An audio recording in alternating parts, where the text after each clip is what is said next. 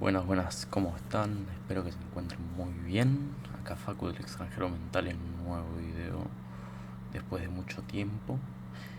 Eh, Después de mucho tiempo sin traer un video de esta, de, este, de esta índole, de estas características, porque he estado subiendo videos de reseñas, pero al mismo tiempo mi contenido y mi canal está enfocado en introducir autores, ¿no? Siempre y cuando teniendo la base y la noción de que se hacen meramente con el propósito propedéutico, ¿no? O sea, con el propósito que, como bien expresa la palabra, introducción, introduce un tema, introduce un autor.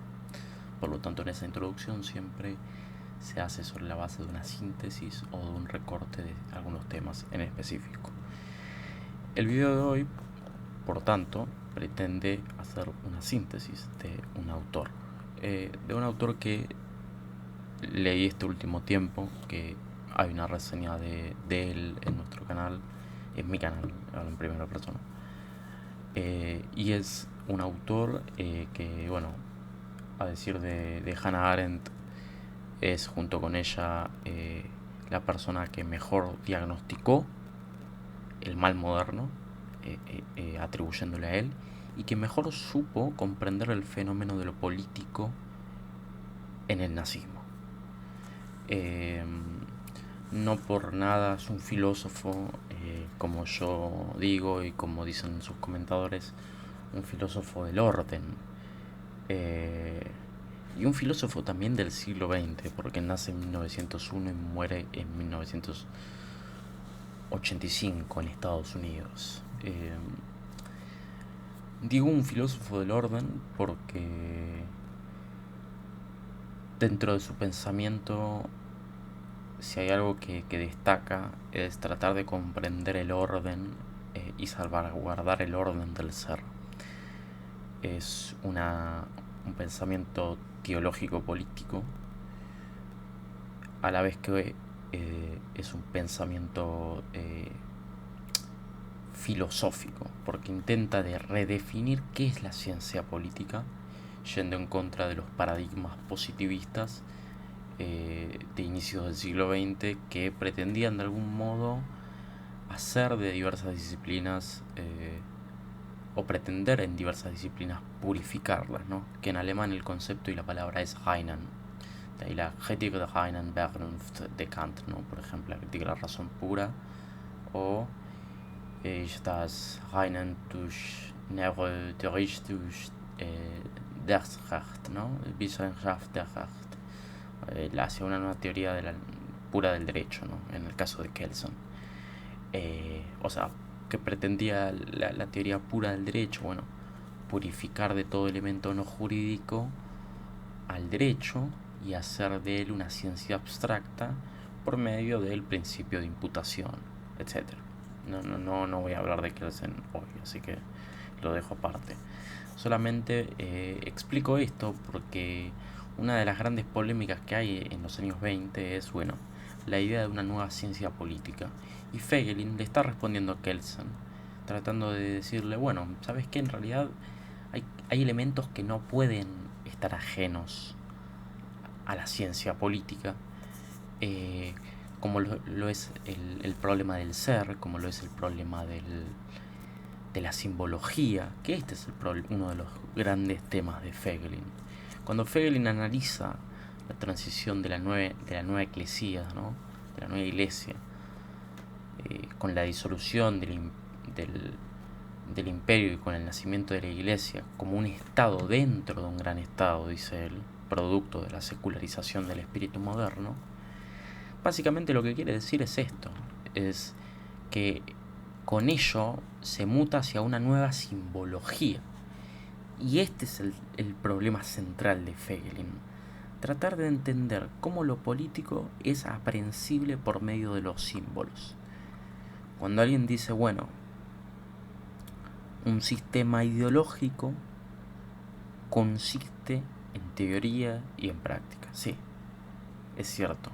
Pero a la vez, atrás de la construcción y de la constitución de ese sistema ideológico, hay toda una simbología que tiende a adulterar la realidad en pos y en beneficio de la creencia de esa persona en particular, de que su pensamiento permitirá el progreso del mundo.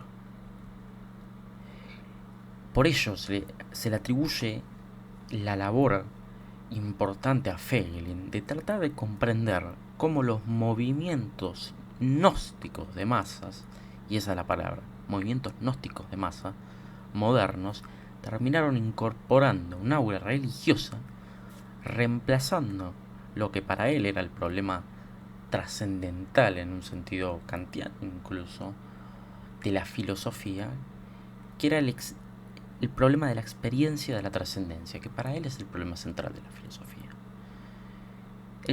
La experiencia de la trascendencia, que era algo parte del gnosticismo antiguo, porque el gnosticismo antiguo tiende a adulterar el orden del ser, pero en una dirección teleológica hacia arriba. Bueno, esa experiencia de la trascendencia fue reemplazada por los movimientos, o sea, los movimientos gnósticos de masa para Feiglin terminan incorporando un aura religiosa porque reemplazan el problema de la trascendencia del gnosticismo antiguo por ideologías seculares que buscan una salvación inmanente. Ya el movimiento no es trascendente, sino que es inmanente. O sea, Feiglin analiza cómo las ideologías dadas en los movimientos gnósticos de masas se convierten en sustitutos de la fe, provocando en el hombre una inmanentización de la esperanza que conduce ineludiblemente e inevitablemente al totalitarismo. Esa promesa de la salvación y de que el mundo está como está, producto de la exterioridad, esa es la crítica de Feiglin. Feiglin intenta emprender la laboriosa tarea de tratar de entender cómo se desarrollan distintos apocalipsis en virtud de su propia simbología en la historia del pensamiento moderno. Y esto es, de algún modo, algo que se destaca. Algo que se le critica a Feiglin, y que lo señalo porque me parece que es importante, al menos como introducción, es el concepto de gnosticismo particular que tiene él. Que bueno, no es un concepto, digámoslo de este modo, que se equipare o que sea el concepto de gnosticismo como siempre se lo ha entendido, ¿no? Feiglin piensa que el gnosticismo de algún modo puede ser polisémico.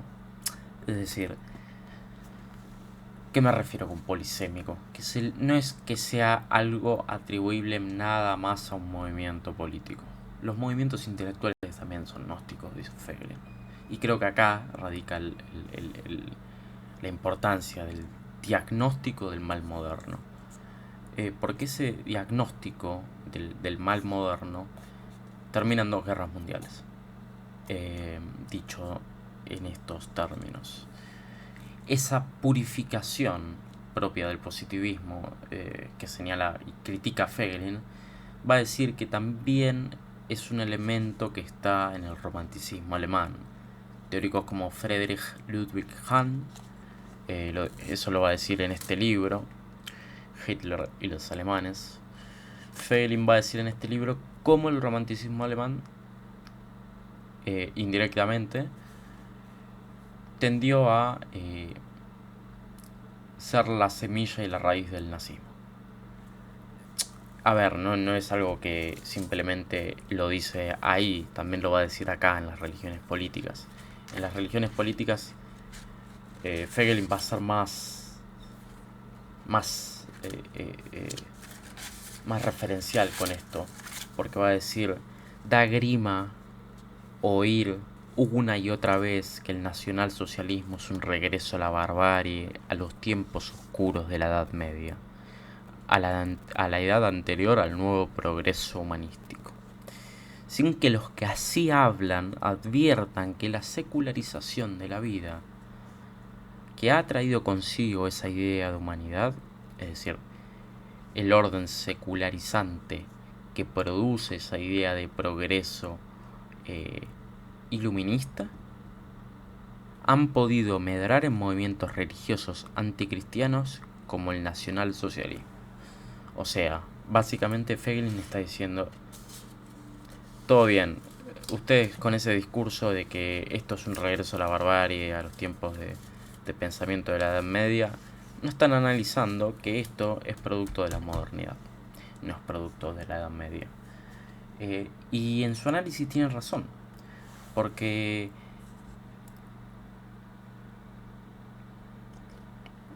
básicamente lo que hace Feiglin es tratar de rastrear como tanto el fascismo como el nacionalsocialismo acuden al vocabulario del romanticismo alemán. Por ejemplo, la entidad de carácter sacral para ambos es el espíritu del pueblo, o el espíritu objetivo, o sea, el Volkgeist, básicamente. El Volk, pueblo, y Geist, el espíritu del pueblo, ¿no? O sea, en la teoría italiana, como la alemana, la persona, para Feiglin, del compatriota está en relación directamente con el caudillo. O sea, está en relación con el espíritu del pueblo, más bien. Y solo en virtud de esa relación, ahí está, el compatriota adquiere estatus dentro de ese pueblo. O sea, solamente en la relación con ese pueblo adquiere el compatriota ese carácter, ¿no? Y por ejemplo, el caudillo, que es el representante de, de o el que era el representante del espíritu del pueblo, reemplaza al espíritu del pueblo y se conforma la voluntad del pueblo, ¿no? O sea, el espíritu del pueblo se unifica bajo la idea de caudillo o Führer, y el Führer es el representante del pueblo, ¿no? Por lo tanto, el espíritu del pueblo, el Volksgeist italiano, a pesar de ser de sangre, en términos del espíritu del pueblo alemán, ¿no? El espíritu del pueblo italiano es más en relación espiritual, mientras que en Alemania el espíritu se vincula a una relación de parentesco, ¿no? De sangre, y el caudillo básicamente llega a ser un portavoz del espíritu del pueblo, ¿no? Por lo tanto, el problema central de Feiglin es, bueno, entonces nosotros denominaremos a esto a movimientos gnósticos modernos porque tienden a adulterar el orden del ser. Pero ¿cuáles son las características de los movimientos gnósticos, ¿no? ¿O qué es un gnosticismo? ¿Qué características tienen los gnósticos? Se preguntará Feiglin, ¿no? Y el gnóstico para Feiglin, como tal, uno de los primeros rasgos, dice él, es estar insatisfecho con su condición, ¿no? Que esto es el primer punto, para él no es el central. Dice que la segunda actitud gnóstica, que no es tan discernible, es que básicamente el problema de la situación del hombre se atribuyen al hecho de que el mundo está intrínsecamente mal organizado. O sea, la culpa y el problema de que el hombre esté insatisfecho con su situación no es del hombre, sino que es del mundo que está mal organizado. Porque podría suponerse, por ejemplo, que el orden del ser es bueno y que somos los seres humanos que somos imperfectos, ¿no?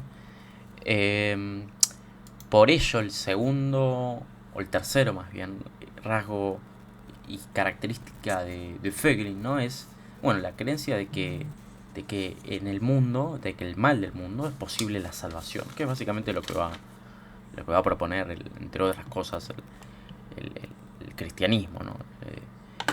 Y a esto le sigue la creencia de que de un mundo desdichado tiene que haber una transformación histórica para que se pueda evolucionar a uno mejor o a uno bueno, ¿no?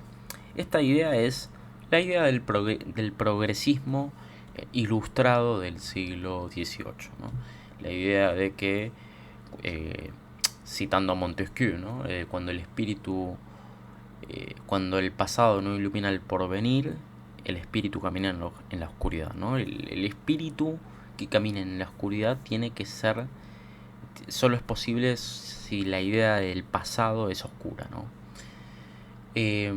Por lo tanto, el orden del ser tiene que ser transformado como un proceso histórico, como un proceso que solamente puede ser dado por los movimientos historicistas o por los movimientos progresistas o por los movimientos ilustrados, ¿no? Por lo tanto, la creencia de que el orden del ser tiene que ser transformado en un proceso histórico y que el mundo tiene que evolucionar de uno peor o de uno desdichado a uno bueno, esto ya estamos entrando al marxismo.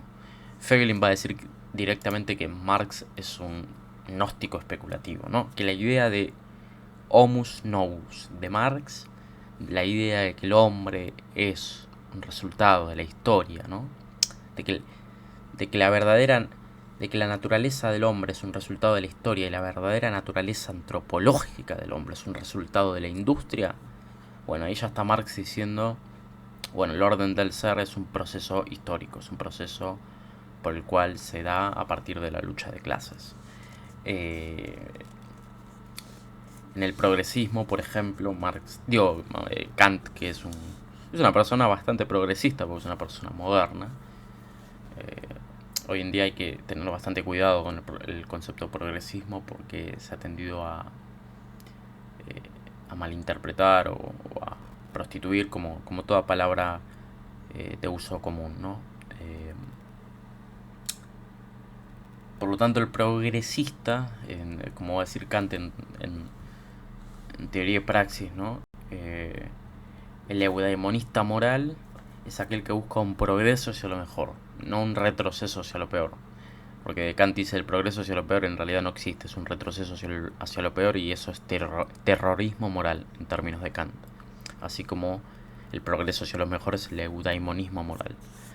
Porque esa idea de progreso tiene que ser lineal y tiene que ser en un sentido inmanente. En este sentido, por ejemplo, Kant va obviamente a contraponer su visión del género humano, de que se encuentra en un constante progreso hacia lo mejor, en contraposición a la visión de Moses Mendelssohn, que sostenía que en realidad el progreso es una quimera y que por un avance que damos, por un paso que damos, en realidad retrocedemos dos, ¿no? Pero bueno, una vez explicado este cuarto punto, que a mí me parece que es central, el quinto dice que es tal vez el punto más importante de lo que él piensa como gnosticismo, es que la creencia de que la acción humana es capaz de adulterar o modificar el orden del ser. Y que dicho acto redentor es posible gracias al esfuerzo mismo del hombre. O sea, como que hay una autorredención del hombre consigo mismo con respecto a su acto, ¿no? Por ejemplo, la idea de la muerte de Dios en Nietzsche, ¿no? La muerte de Dios en realidad es ese intento que hace el hombre de modificarse así y ponerse a sí mismo como Dios con esta idea del Ubermensch, ¿no? del superhombre. Por lo tanto, la última actitud gnóstica para Voegelin termina consistiendo en formular o en lograr buscar una fórmula que sirva para adulterar el orden del ser. O sea, la gnosis, el conocimiento del método para transformar el ser es el objetivo principal del gnóstico. Por eso el gnóstico de algún modo se presenta como un profeta que proclama su saber sobre la redención del género humano, ¿no? El saber del positivista frente al terror de la pseudociencia, ¿no? Por ejemplo, ¿no? Por lo tanto, en este esquema, para Voegelin, tanto Marx como Nietzsche configuran parte de esos movimientos gnósticos. Porque Marx, como bien había dicho con anterioridad, él concibe, vinculando a Marx con el punto 4, ¿no? Que la formación del orden del ser es un proceso histórico en el que la naturaleza humana que se desarrolla en la historia es la verdadera naturaleza del hombre, y de ahí que la naturaleza que se desarrolla en la industria sea la verdadera naturaleza antropológica del hombre, ¿no? Como había dicho con anterioridad. Y por eso para Voegelin terminan perpetuando una estafa intelectual estos autores, en tanto que la filosofía se origina en el amor al ser. Ellos en realidad lo que pretenden hacer es apropiarse del orden del ser sin comprender el orden del ser y conformarse con él. Por eso su actitud gnóstica pretendieron adueñarse del orden del ser. Para apoderarse del orden del ser, el gnóstico termina concibiendo su sistema, ¿no? Y la elaboración de sistemas para Voegelin es propio de una actitud gnóstica de razonar y no de una actitud filosófica, ¿no? Por eso, de algún modo, cuando Hegel dice, ¿no?, la filosofía no busca el amor al saber, sino el saber al sí mismo, al saber en sí mismo, ¿no? Como él dice, ¿no? Como dice la palabra en alemán, Wissenschaft, sistema del saber, ¿no? Wissenschaft. Bueno, ahora no me sale la palabra, ¿no? Pero la ciencia del saber, cuando ellos pretenden decir, bueno, la filosofía en realidad es la transición del amor al saber. Eso traducido por Voegelin sería, bueno, en realidad no es el amor al saber como sí mismo, sino como es una apropiación del saber en sí. Por lo tanto, en esa apropiación del saber, primero tiene que antecederle un conocimiento del orden de ese saber. Por eso el homo novus de Marx, el hombre nuevo de Marx, no es un hombre para Voegelin sin ilusiones religiosas, sino que es un hombre que reapuesto en el interior, o sea, esta actitud redentora que antes mencionaba, ha repuesto en el interior de sí mismo a Dios. El hombre que tiene ilusiones pasa a ser simplemente asimilado como el superhombre, en el caso de Nietzsche, ¿no? Por lo tanto, el nuevo hombre es como el superhombre de Nietzsche, el hombre que se ha convertido a sí mismo en Dios, que se ha proclamado profeta de sí, y que termina conduciendo a esto que hemos dicho con anterioridad del totalitarismo, ¿no? Por eso Voegelin termina diciendo que en realidad los movimientos gnósticos se refieren al progresismo, el positivismo, el marxismo, el psicoanálisis, el comunismo, el fascismo y el nacionalsocialismo. Y cito textualmente de Voegelin: por tanto, no nos hallamos en todos estos casos ante movimientos de masa de carácter político.